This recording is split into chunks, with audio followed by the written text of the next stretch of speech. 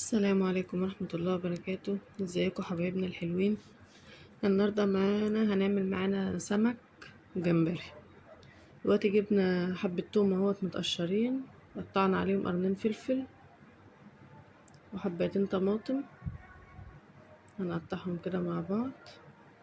طبعا انا المدقة اللي عندي بتاعت الهون ستانلس تقيلة، فهي هتفرم الطماطم وهتفرم التوم وهتفرم كل حاجة، هتهرسه حلو. فانت لو مش عندك مدقة تقيلة ابشر الطماطم احسن، واخلطيها مع التوم والفلفل بعد ما تدقيهم. بس انا عندي الوقت هتشوف انا هدقها وهتبقى مية مية. انا حطيت طبعا كمون لان السمك روحه في الكمون، وفلفل وملح اهوت. الملح طبعا انا حاطه ملح على قد كمية السمك اللي عندي عشان السمك ميبقاش مالح. انا دقيت بقى الخلطة اللي انا عملتها دي دقة حلوة، نعمتها جدا. بعدين عصرت عليها ليمونة اهوت، ليمونة واحدة عشان السمك لما نيجي نشويه ما يمررش منه. لو انت حابة ليمون كتير بعد ما السمك يتشوي بعصري عليه ليمون بعد ما يطلع. وحطيت عليه حبة بقى خضار بعد ما دقيت الخلطة ديت. الخضار ما دقيتهوش، الخضار انا كنت مقطعه بس ومنعماه. الخضار انا حاطه كل حاجة، شبت وبقدونس وكزبرة. السمك اهوت لسه قبل ما يتنضف، بعدين فتحته ونضفته اهوت وحطيته في الصاج، وحطيت عليه الحشوة اللي انا عملتها دي. وبعدين بدأت بقى ايه احط عليهم معلقتين زيت كده على كل سمكية كده معلقتين زيت. هو السمك ده عامة سمين ومش محتاج، بس انا بحب احط زيت عشان يغمقه وما يلزقش ما يبقاش وشه ناشف كده وجاف. وتحط الزيت بيلمعه حلو مهما يكون السمك سمين برضه. عامة الزيادة هو بيخرها يعني، مش بيحتفظ بيها يعني. انا احطه في الفرن اللي بالكهرباء اهوت، حطيته فوق خالص ومعليه على اعلى حاجة طبعا، شغلة من فوق ومن تحت.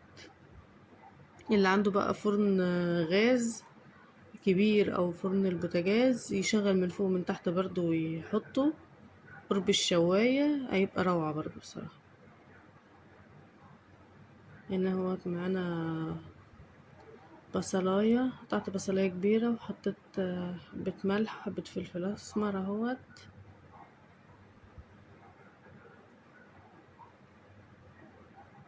كمون طبعا. شوف هنعمل ايه في الحلة ديت. بروح فركهم بايدي كده فركة حلوة، لما بتفركيه كده بيطلع ريحة حلوة، بيخلي ريحة الاكل حلوة وريحته بتظهر في مناخيرك انت حلوة وانت واقفة.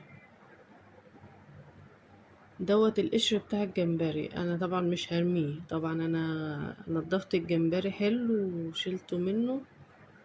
ده القشر غسلته ونقعته في ميه بليمون كده بملح، نضفته وصفيته. انا حطيته على النار وسبته شويه، وبعدين ايه زودته ميه. انا سبته على النار شويه برضو تكتك كده شويه، انزل ميه على نار متوسطه، وبعدين بحط عليه ميه سخنه اهو. وبرضو بعد ما تعمليه تدوقيه، بس مش دلوقتي، ما يقرب ما يخش شويه في الغليان ويغلي شويه، وبدوق الشوربة بتاعته كده شوفها ايه عاملة ايه. لسه هزوده سنة مية كمان. طبعا انا مش بعوم الشوربة قوي يعني، مش مثلا القشر دوت مش هعوم فوق منه مية كتير، لا عشان يبقى الشوربة بتاعته مركزة وحلوة.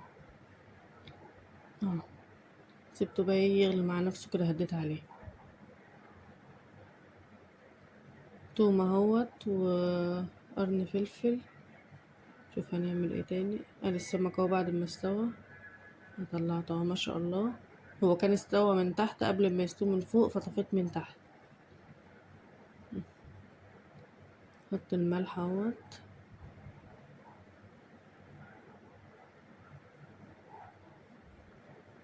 حطيت قرن فلفل حلو كبير اهو مع الملح.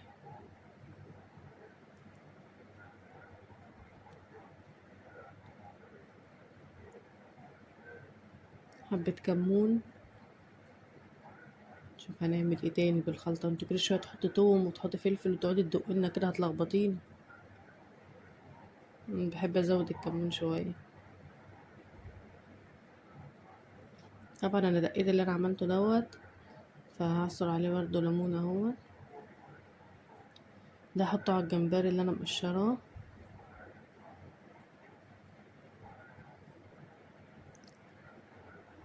وهلخبطهم بقى مع بعض كده بملح الجمبري عشان انا هقليه. هما الجماعة هنا بقى كان نفسهم ياكلوا مقلي، قلت لهم حاضر عيني. فطبعا مش بقدر اخبط بايدي بقى عشان مش ينهري، لا.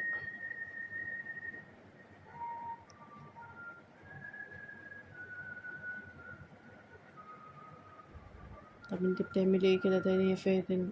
شوف كده معانا. حطيت زيت اهوت، وقطعت بصلاية كبيرة وبحمرها.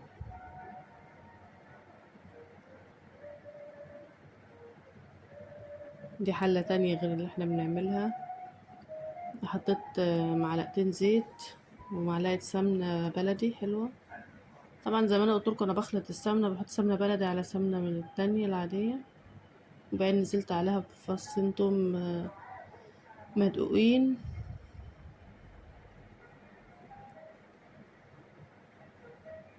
قلبت لغاية ما اصفرت. دي الشوربة يا جماعة اللي طلعت من الجمبري، من القشر. كان عندي معلقتين صلصة طماطم متسبكين من غير حاجة، من غير بصل، من غير اي حاجة، متسبكين كده اهو. هتحط بقى ايه، معلقتين دقيق كمان ولا 3 معالق كده حسب الشوربة اللي عندك. دي بتقلها شوية. طبعا شفتني حطيت الدقيق اهوت، حسيت ان هو كلكع لان الشوربة سخنة. هو فعلا اول ما حطيته راح مكلكع، بس هو غلي غلوتين راح فكك على طول. البصلة احمرت، حطيت عليها يعني زي معلقة الا ربع كبيرة كده كركم. انا بحط على قد الرز اللي عندي حسب الرز، ولو حسيت ان لونه فاتح قوي مش عاجبني بزود برضو وانا بعمل. بديها تقليبة كده. البصلة بخليها الحمار دوت. شو لا ده انحرقت ولا قربت تتحرق؟ لا عادي، بتخلي طعمها حلو، مش في اي مشكلة، تخلي الرز بتاعها جميل.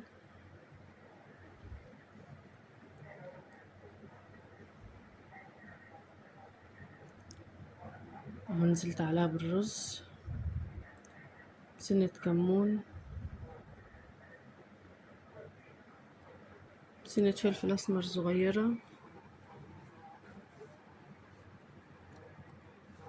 وادي الملح معانا اهوت. طبعا الملح انتوا عارفين يا جماعة وشاطرين، وعارفين ان احنا بنحط الملح قد ايه، قد مقدار الرز اللي عندنا. نسيت احط الملح السودا ومحسن الطعم.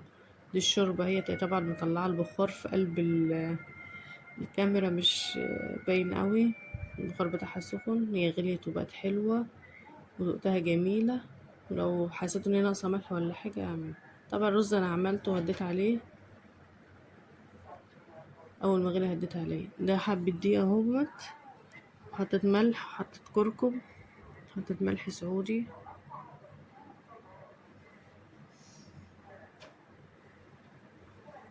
هتعملي ايه بالملح ده كمان هتشوفوا معانا اهو. ده كمون اهوت.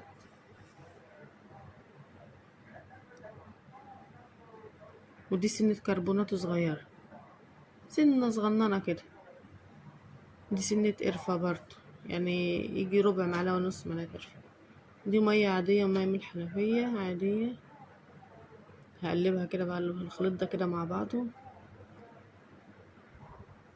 خلينا نقلبه كده لغاية لما ايه، لما كله يروح مع بعضه كده، ما يبقاش في حاجة مكلكعة ولا حاجة.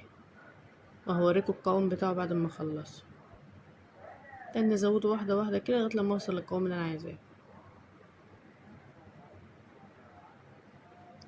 اهوت.